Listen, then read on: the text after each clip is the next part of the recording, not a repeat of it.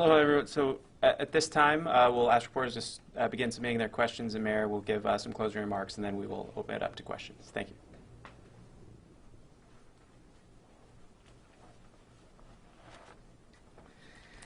So in conclusion, as I want to emphasize over and over and over, so it becomes second nature, is how do we climb out of this is through three basic things.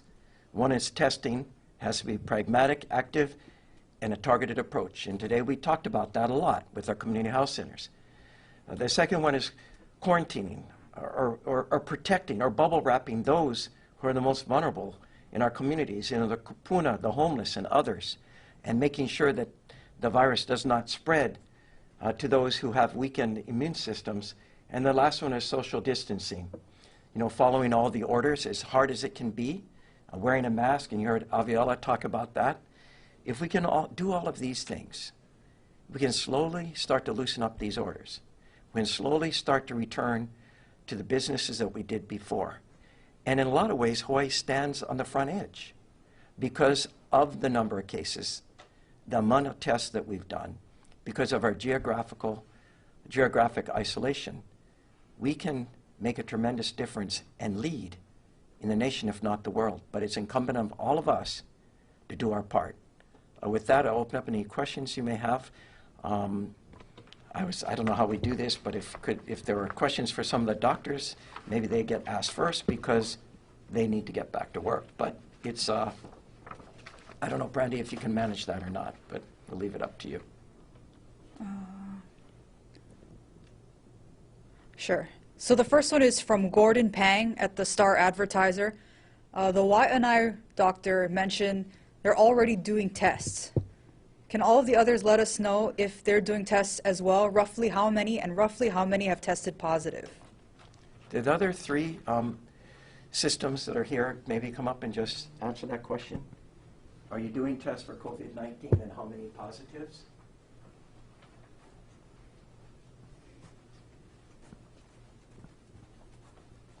My answer is easy.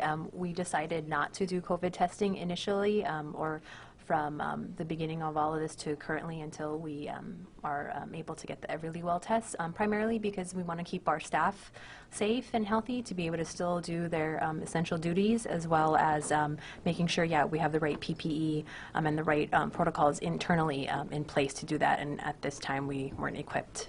Thank you. Any of the others?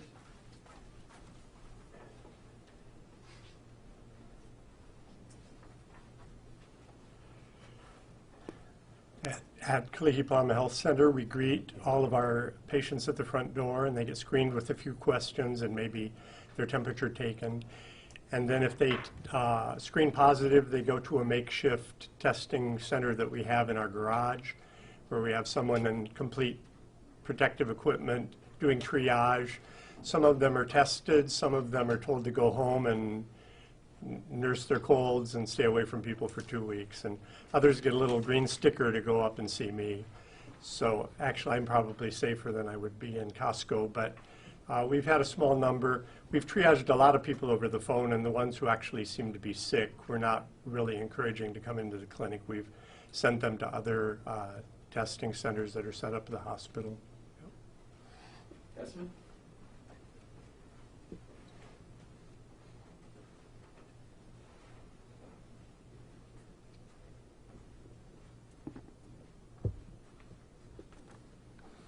At Waimanalo Health Center, we have had protocols in place ever since the start of the pandemic, certainly on Oahu.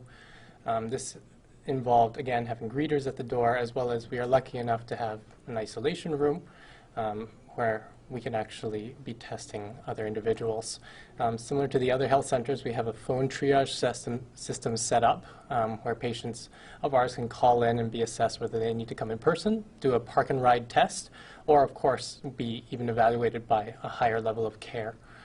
We've done a handful of tests in our cough center, but at this time we are happy to report that there have been no diagnosed cases coming in through our doors, although there certainly have been in our patients.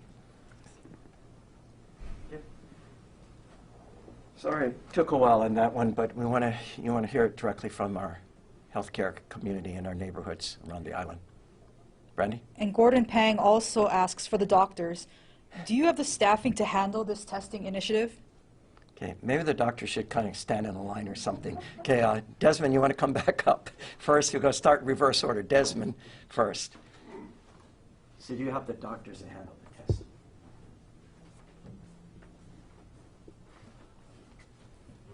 So, thanks for the question. It was regarding whether or not we have the staffing capable to handle the testing. Fortunately, we do. With our current triage system, we have a separate part of our clinic designated completely to assessing and diagnosing, as well as seeing whether testing is required for the coronavirus.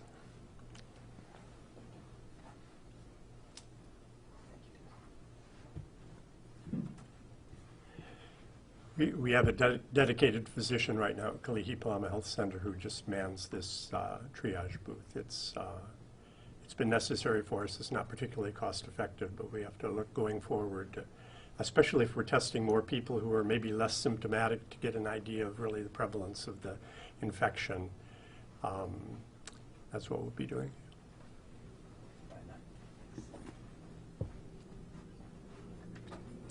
Aloha.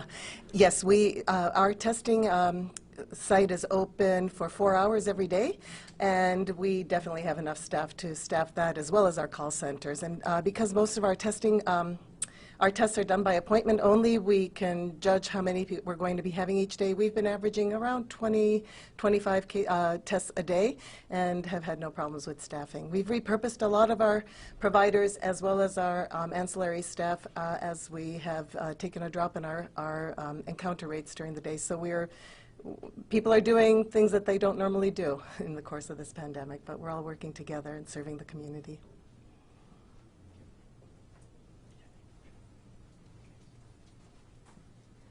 To add on to the previous sentiments, just at Waikiki Health too, we have seen a drop in some of the people, our foot traffic, and so we've also repurposed staff working at the triage tents, similar to what Dr. Redeker said at Kalihi Palama, of screening, and then you can go up or stay outside to get triage further.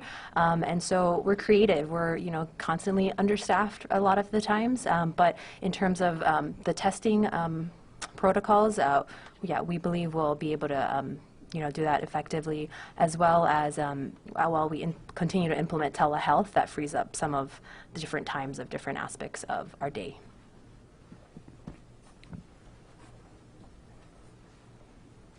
Also for the doctors, from Daryl Huff at Hawaii News Now, through expanding testing, do you see testing for those that are not being tested now? For example, will you be testing people who don't have symptoms, or maybe have had contact with other COVID-positive patients?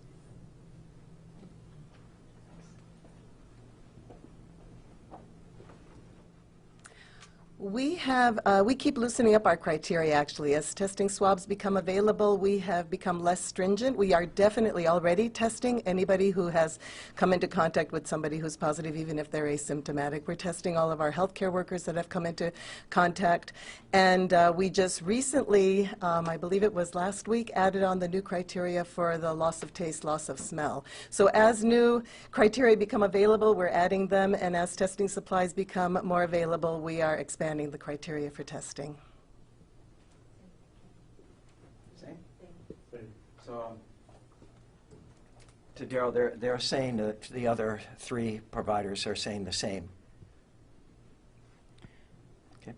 And for the mayor, also from Daryl, what do you say to the more than 150,000 people on Oahu who are unemployed at this moment, who likely aren't getting unemployment, can't pay for groceries or pay bills, yet you're essentially telling them they won't be able to go back to work for at least another month and a half? What I'm saying is that we're taking the first steps to actually get them back to work. And, before the end of this month, we'll open up parks for exercise. And as I described, we're looking to see if we can't start to open up business in the coming month. So actually, I think the answer to his question is that we are trying to get people back to work as soon as possible, but to do it in a way where people are not going to get sick and we have to retreat yet again. That would be extremely hard. So much sacrifice has been made, so much economic damage has been done, And now we're starting to repair that by coming out. But it has to be based on science, which is testing. It's about isolation for those who test positive, and it's about contact tracing and doing it this each step of the way. And we can get back to work quicker than if we do it without much forethought. And as hard as it is, and it breaks my heart to see people trying to make ends meet, but what we're talking about here is getting to that point where they can start to work again. Blaze Lovell at Civil Beat asks, you mentioned the $2 million cost. How much are the community health centers being paid to perform these tests? So the $2 million cost is coming, by the way, it's coming out of money that was going to be used for sand replenishment at Ala Moana Beach Park. And I think it's as much as that was important pre-pandemic, this is just so much more important. And it costs $100 to buy the test, and it costs $100, we're paying $100 to have the test conducted by the community health centers. And again, I think it's well worth every single penny of it in terms of getting the information we need. And I think it's also doubly important because in some small way it's helping our community health centers who right now, because there are not other types of business being done, people aren't coming in for the standard electric kind of things they would do, that it helps them there too. And that's really critical because without our community health centers, our communities suffer. Blaze also asks, could there be other restrictions on businesses lifted throughout May, and under what circumstances would that happen? There could be, and as I described, the criteria for reopening. These four have to be looked at each step of the way, and as long as we address them, if there's a decreasing number of cases, yes, more would open. Our healthcare can handle the number of cases. You know, there could be a little bit more. If we can, we continue to open. If DOH and others can conduct the contact tracing and quarantine and isolation sufficient, we can open. And of course, if the final one, critical one, is we continue all wear masks and we practice good physical distancing, we can continue to reopen. We're taking the first steps this coming Saturday. This next one is from Ashley Mizuo at Hawaii Public Radio. Will the workers at the hotels be given PPE? And would it be open to first responders and healthcare workers to separate from their families? So in terms of the hotel, that someone would, and by the way, this is voluntary. We can't order someone to go into quarantine in a hotel, but if they elect to do so, we will make sure that those who are taking care of them, the hotel folks, are protected. As far as family goes, in terms of feeding, we would not be doing that, providing their meals, and we hope that the family would be able to do that. But there are ways to do that and protect themselves. And just to clarify, are you recommending asymptomatic testing? I am, I'm not a physician. I would look to our partners in our healthcare community to make those determination and those protocols.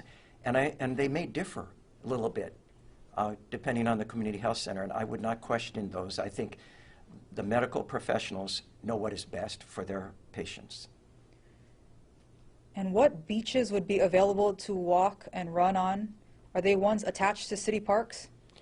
So in the opening up of our parks for exercise, you can walk, run, jog, bike ride. As far as below the wash of the waves, below the vegetation line, sometimes it's hard to determine, so I just say where the naupaka or where the beach morning glory stops growing, when there's just sand, from there to the water is controlled by the state. And that's DLNR and DoCare. And right now under the governor's order, exercising on the beach is prohibited. And come Saturday, will there be ramped up monitoring and continued citations by HPD? I'm hoping the bulk of the citations so far by HPD have been warnings. The bulk of the warnings and the bulk of the citations have to do with park closure because our parks are closed. So my hope is that with the parks being open for exercise, those warnings and citations will drop dramatically, and our men and women in blue, Honolulu's finest, can focus on other issues that are critically important during this period of time.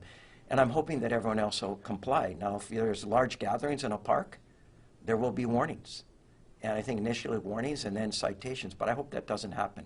How we open up, those four criteria, the last one is a social distancing criteria, needs to be practiced, or we can't continue to open up. That last question was from Esme Infante at Kumu. She also asks, the $2 million for the test kits and support, how long will that cover? You know, it depends on how quickly the tests are done, and that depends on who comes in to get tested. And so that's a hard one to answer. I mean, as a mayor, personally, I would like to see the test done quickly so we know where the virus is, and then we can start to address where it is by, you know, isolation and contact tracing, and we can open up more, because with that information, we can keep the curve more flat. But it's incumbent on those who ask to be tested and how quickly they step forward. And should we go through the 10,000 tests, I'd look, working with Guy Kalakukui and Joy Monhan and others, to purchase another 10,000. This next question is for Councilmember Manahan. Are there any updates on the proposed city budgets, and will the council's budget committee be meeting soon? We're going to keep our regular schedule. We're scheduled to meet, if I'm not mistaken, on May 12th. But yes, we're actually, there's quite a few updates. We're actually working with the administration right now to, first of all, we have significant revenue impacts. The revenue assumptions that we started off with at the beginning of the year when the administration started the budget, well, those are pretty much shot. So, we're not collecting vehicle weight, we're not collecting fuel tax as much, we're not collecting parking fees due to the stay-at-home orders. So we're taking about a $130 million hit to our revenues. So those adjustments are going to have to be made. And we're also looking at a way to be able to help people who need it across all the classifications for real property taxes, should they need to either help them manage their payments, basically, is what we're looking at. I don't know that we can defer property taxes, but we are going to have that discussion. There's a bill before us, and we're going to be discussing all of those things, and I look forward to a robust discussion with the council as well as with all the stakeholders. But those are the things that currently the Budget Committee is looking at, as well as we're also working with the administration to see how we can help people through some of the funding that we're getting from the CARES Act. This next question goes back to testing. We have several reporters asking what kind of tests are we talking about? Are these the FDA-approved tests? Okay. Where'd Guy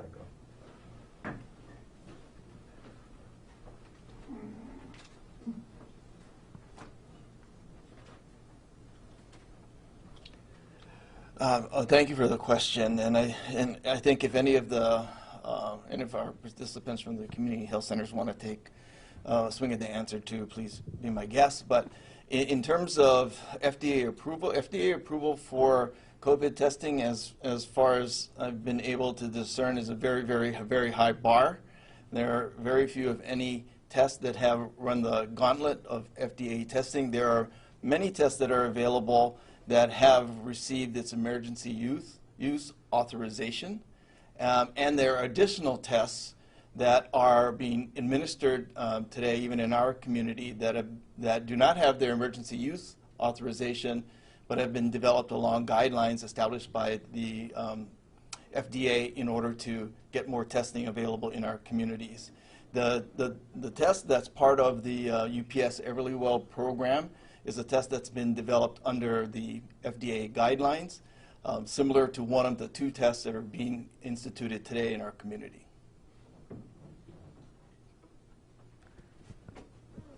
And for the mayor, Blaze at Civil Beat also asks, how will the city spend its $387 million of CARES Act funds?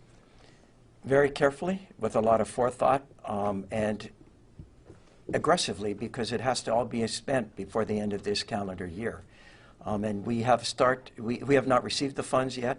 We've started to put the funds in different categories. Of course, our first responders are one of the top priorities that we're looking at. But we will be announcing how those funds will be spent in the coming days.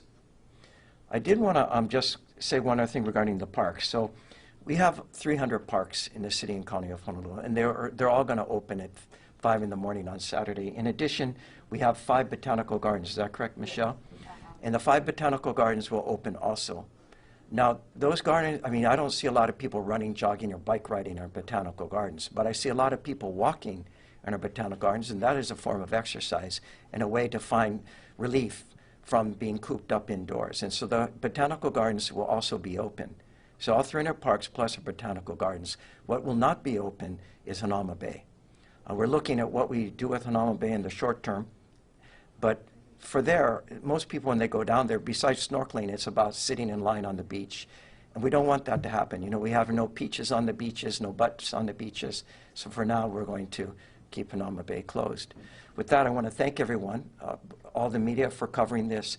We look forward to working with the public as we continue to open up our city again, trying to return back to an economy where people can make a living and get back to some form of new normal. Thank you so much. Mahalo and aloha.